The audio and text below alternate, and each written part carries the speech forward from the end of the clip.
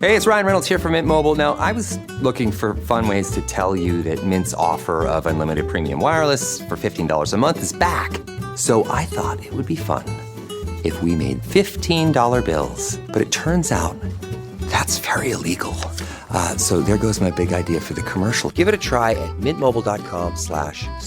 Upfront payment of $45 for 3-month plan, equivalent to $15 per month required. New customer offer for first 3 months only. Speed slow after 35 gigabytes if network's busy. Taxes and fees extra. See mintmobile.com. Today on CityCast Boise, a new reality show is raising eyebrows and red flags as they try to hunt down Boise's elite. We're talking to a local influencer who's warning that this might not be the glam moment the Treasure Valley's been waiting for, but a drama bomb waiting to explode. It's Thursday, August 6th. I'm Lindsay Van Allen, and this is what Boise's talking about. Joining me to dive into the drama is Natalie Plummer with Hello Meridian. Thank you so much for being here today, Natalie. Yes, thank you for having me. How did you first hear about the reality show casting happening around the Treasure Valley? A few weeks ago, I got a couple messages from friends who'd been reached out to by this casting agent, and they said that my name had come up and that I should be expecting a contact. And so I had some time to think about it, but that was the first time that it came to my awareness. And did they contact you? And then did you meet with them? So he did reach out and said, hey, I'd like to chat with you about the possibility of participating in a docuseries about Idaho women. And I responded, oh, that's really interesting. Yeah, that could be fun. And then I just was like, no. So I never reached back out to have that conversation myself because it was just such an easy choice on my side. And also because I was hearing from some of my friends what the interviews were entailing. And it was not something that I was interested in. And it didn't sound like a docuseries, I guess. It sounded more like what we're hearing it's actually becoming. Yeah, and that was why I wanted to talk to you and kind of maybe compare notes of what I've heard from people, what you've heard from people, because initially it did sound like just Idaho women. How are Idaho women living? The, docuseries, miniseries, those were words that were thrown around.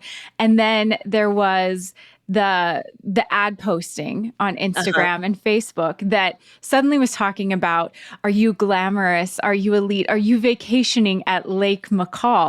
And that was nice. Sounded so different than the initial casting call outs that people were getting. Did you feel like there was a huge discrepancy in initially what you were hearing versus then what came out when that ad or pitch was made? By the time that pitch was made, I already had a pretty good idea what they were doing. It was definitely different from what the first connection was for a lot of people, which was about hey, just what are Idaho women like? And then when that came out, it was pretty tied into what I was already hearing, and which is, definitely not the original pitch.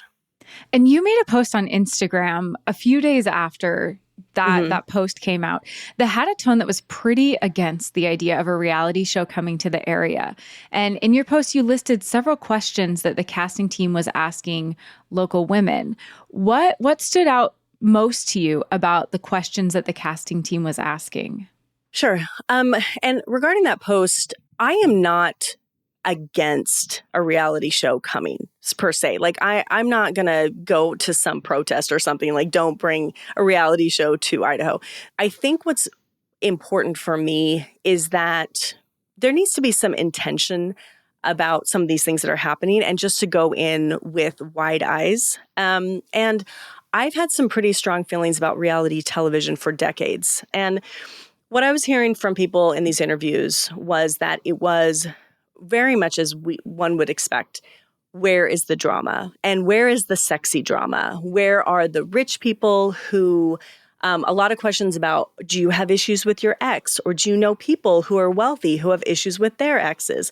Are there people who are swinging? Where are the swingers? Because obviously there's been a lot of success with the Secret Lives of Mormon Wives. And there's a lot of people who are like, oh, this has nothing to do with Mormonism. But then those of us who have grown up near Mormonism or have been involved in Mormonism often are like, actually, this is pretty on par with the perfectionism and the idea of what a woman should be.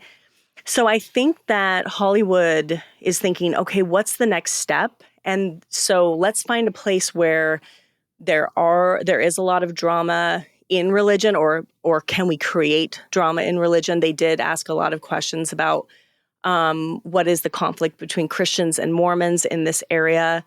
From the comments from my post, I think there is a little bit of naivety of that there's no drama to be found in Idaho. There's actually a lot of significant drama, especially surrounding wealthy people in these areas.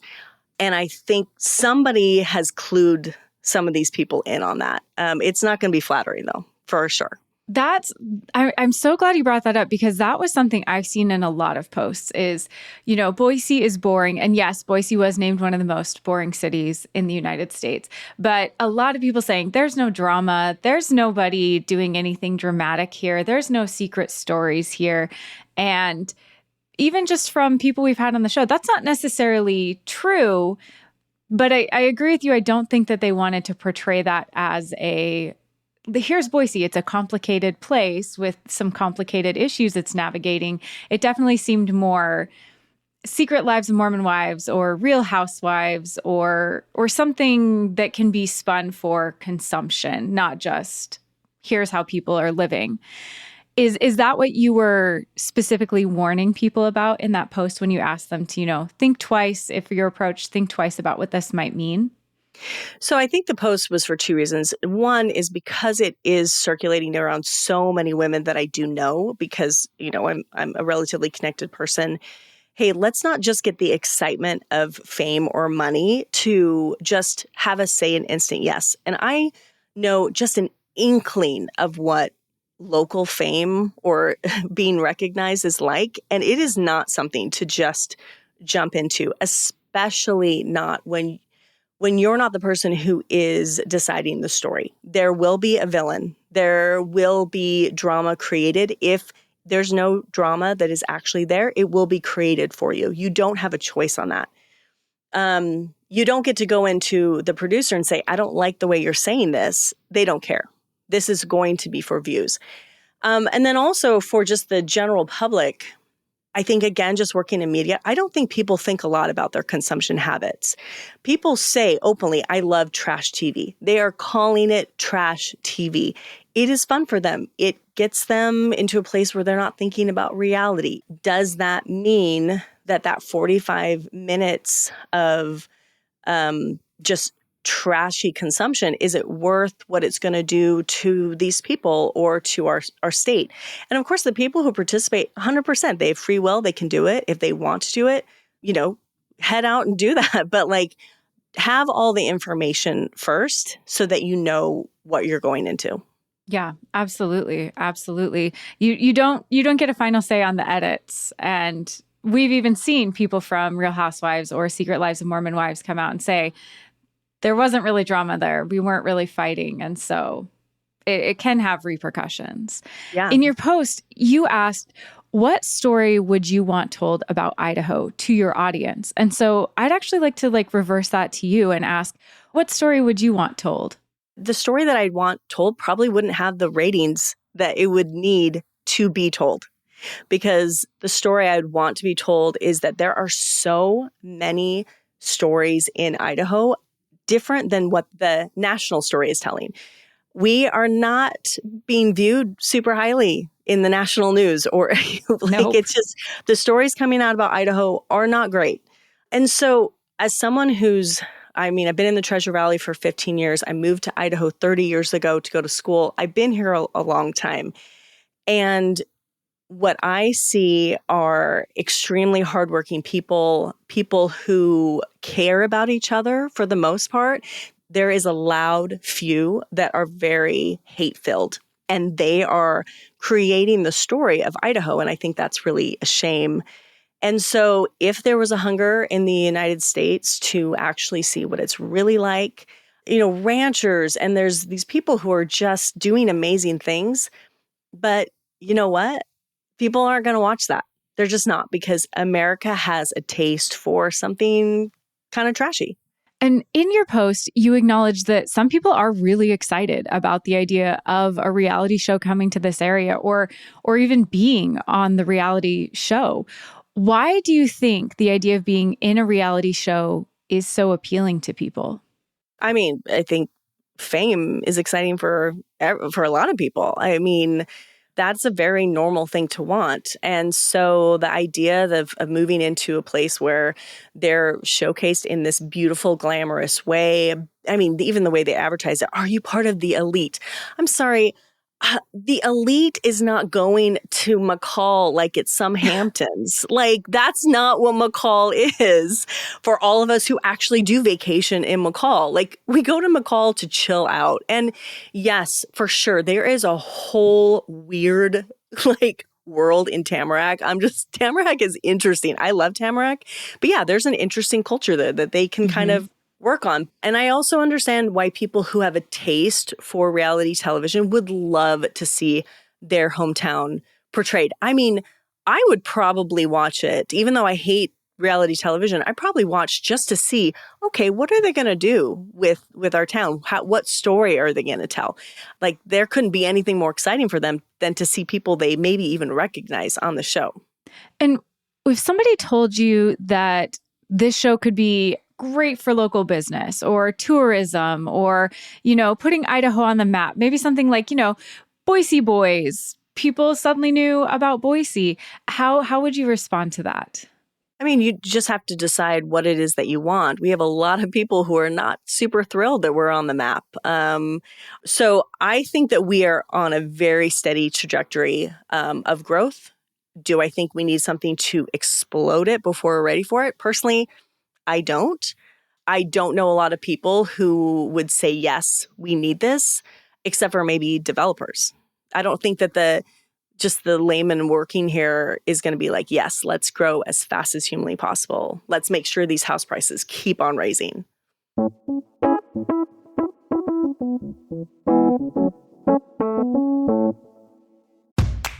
Got a kid who's always asking, why?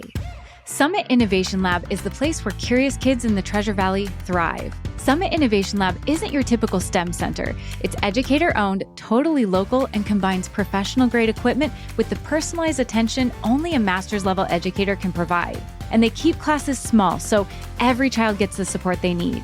They offer a variety of year-round classes, from Lego robotics to preschool engineering and computer science. Summit Innovation Lab keeps your child growing and learning. Is your child's school closed on Friday? Looking for something for them to do on those random wonky days off during the school year?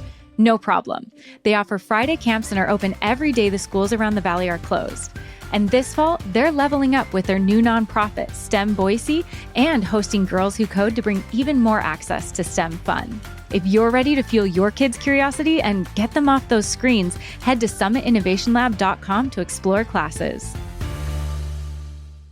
Gatorade is the #1 proven electrolyte blend designed to hydrate better than water. So you can lose more sweat and raise your game. Gatorade, is it in you? I did an interview with our sister show in Salt Lake, CityCast Salt Lake, and we talked about Secret Lives of Mormon Wives and how on the surface it absolutely is dramatic and what people like to call trash TV, and looking at some controversial aspects of their lives. And at the same time, there were some themes that came through about high demand religions and how these women had responded to that, or the role it had played in their lives, and whether they were still part of that or leaving that, and what that looked like in their lives. Do you think there's potential for this show to create conversations about nuance or about complexities that exist in Boise? Oh, I mean, I would love that. If we had somebody who came in and was like, hey, let's talk about people who are growing beyond what they were always raised with. Let's talk about, Idaho has a very interesting culture right now. It's very different than what it was 10 years ago. I mean, it's very different. And if I was going to create a show, it would be all about nuance. But I wouldn't want it to be just so subtle. Like, let's actually talk specifically about that kind of nuance instead of having to kind of dig into it through the drama that they're creating. I think there's a much more intelligent way to talk about that. But yeah, I think that there can be a lot of positives if it's done well. And also depends on what you personally are hoping to see from it. Again, I am a person of nuance, a person who has completely changed her ideas on pretty much everything that I was raised in. That's an extraordinarily difficult thing to do. And I think telling that story, my word, that would be amazing. But that's not when you're advertising, are you the elite and vacation in McCall? Like that doesn't seem like that's what they're going for. No, it definitely, after that came out, it was pretty clear what their angle is. Natalie, you have an Instagram page, The Real Housewives of Boise, and it really highlights a variety of women throughout the area, people doing amazing things. Is that a play on the Real Housewives franchise? Was it kind of tongue in cheek? Was that trying to push back against this reality TV mentality we have about women? Yeah, that's pretty much exactly what it was. What reality television has done to portray women over the last 2 decades has been deeply uncomfortable for me. I love this idea of women building each other up. I love girlhood. I'm getting over my own internalized misogyny in therapy. And a lot of that is not seeing other women as competition, that whole idea of women fighting to be at the top, and all of that is a ploy to keep women down. And so I just one day, honestly, I was in a very low place and I just needed something positive. And I was just thinking, I know so many impressive women who are doing cool things and who are creating together. I just started choosing women that I had been blessed with being around them, and they had inspired me. And then what I realized with that page is that we don't take the opportunity to tell people just how amazing they are. Sometimes just to be able to say, listen, I see you and I see what you do, and what you do is incredible. That means so much to people. And the person who's also telling that person, that is so much to them. And there was one instance where this woman came into my mind. She's an artist. And I was like, geez, I don't think I've ever told her how impressed I am with what she does and her creativity and her spirit. And so I wrote about her. And then she messaged back saying that the day before, she had been in this like meditative state, begging the universe to show her a sign that what she was doing was powerful and important and that she was on the right path. And for me, that is the literal opposite of what I'm seeing on some of these shows that are taking these relationships that women have and pitting them against each other. And there, of course, are some really sweet moments, but those are curated, again, for ratings. And I just thought, what if Real Housewives of Boise was actually just about cool women doing cool things outside of drama, outside of ratings? I mean, sometimes these women are doing things that are just in the quiet, and it's not sexy and it's not flashy and it's not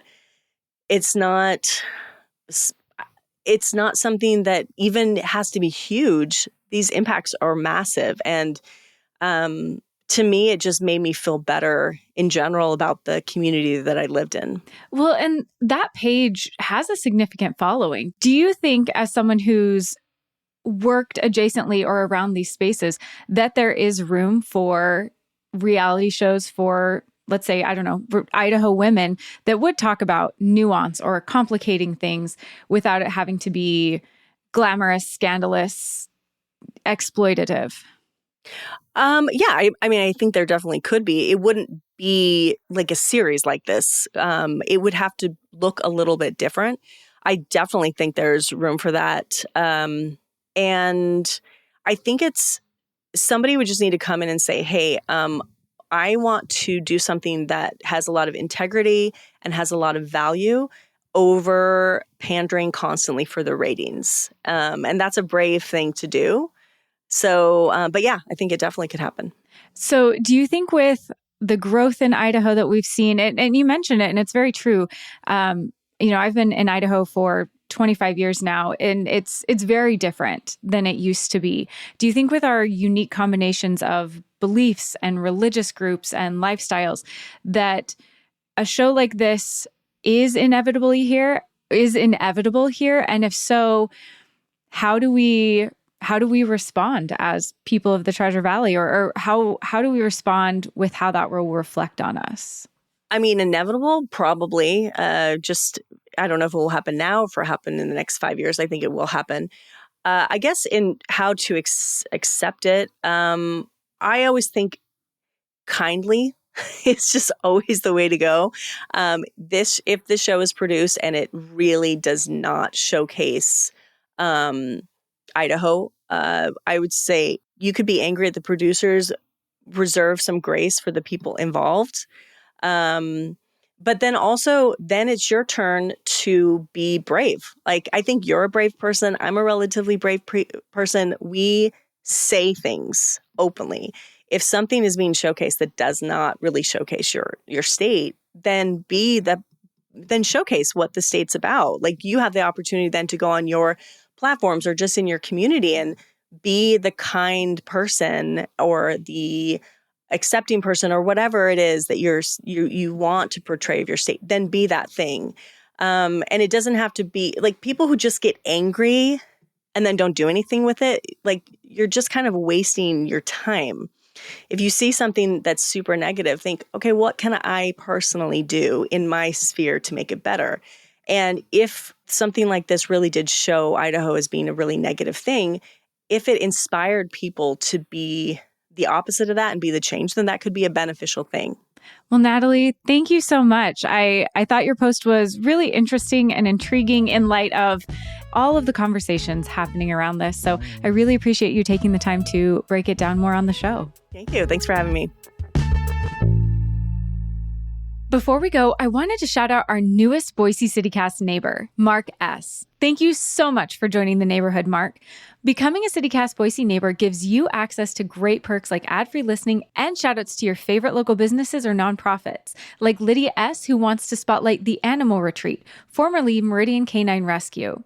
It's a nonprofit organization focused on rescuing and rehabilitating at-risk animals. They offer a variety of services, including free consultations, classes, and a helpline to help support pet owners.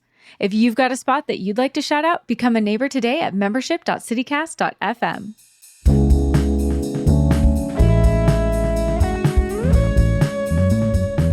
That's all for today here on CityCast Boise. If you enjoyed the show, don't forget to leave us a review. It really does help other people find us. We'll be back tomorrow morning with our Friday News Roundup. You won't want to miss it.